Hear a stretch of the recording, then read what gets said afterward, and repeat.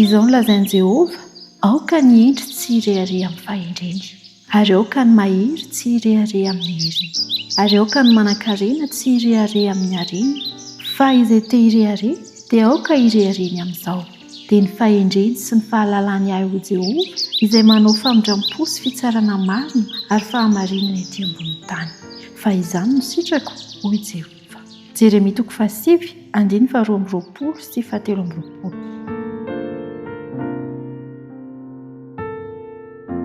Tsaroviko fa misy fanabeazana araka izao tontolo izao.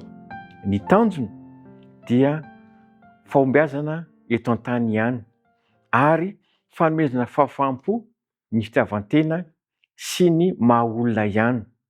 Zavatra mahatalanjona dia izao: betsaka no makao, betsaka no mandany fotoana, mandany vola, eny mandany roandoha mihitsy amin'izany fianarana izany, nefa mba menoana ny saina sy fahalalana fotsiny ihany. Antsoina hoe avaram-pianarana izy ireo, kanefa tsy ao amin'ny fisainany Andriamanitra, ary tsy mahasoa akory izany fahalalana izany. Fa izao misy fanabeazana hafa izay miainga avy ao ambony, dia ilay mpampianatra ambony indrindra no miandraikitra izany. Mifototra amin'ny marika 9:7 manao hoe: "Fankatsao aloha ny fanjakan'Andriamanitra sy ny fahamarinana." Izany hoe fanabeazana tsy misy fitiavan-tena ny tanjony, fa manome voninahitra an'Andriamanitra, satria mantsy Andriamanitra ny loharanon'ny fahendrena rehetra, ary izy ihany koa no fetra farafambonin'ny fahendrena, sady marina ny tsara. Fa izao, raha misaraka amin'ny Kristy na dia olon-kendry aza, dia tsy hatakatra ny homba azy. Mety misy ilaza manao hoe endry izy, ka mirehareha ara-tsaina fotsiny na manana fahalalana ambony, raha tsy misy ny antsoina hoe fahamarinan-dehibe avy amin'ny Kristy, izay ivo dia ho tsinotsinona izany. Izao raha esorina vetivety mantsy ny sakana amin'ny fijerintsika olombelona voafetra, ka hitany mandrakizay indray mitofo maso, dia ho gaga isika sy ho talanjona, ary ho tampina ny vavan'ny mpireherehetra fa ay, olombelona voafetra sy miaina ao anaty tontolo bitika ihany izy. Fa Andriamanitra mantsy dia manana tontolo izay tsy voaisa, izay mankatony lalàna ary mitaratra ny voninahiny.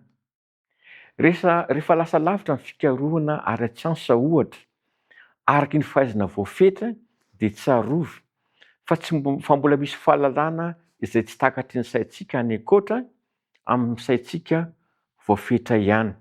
Ny hafatra dia izao: raha te ho endry marina, voalohany indrindra dia tsy maintsy miankina amin'Andriamanitra. Tsy maintsy manaiky ho fenoan'ny fahendrena, satria izy no loharano ara-tsaina sy ara-panahy.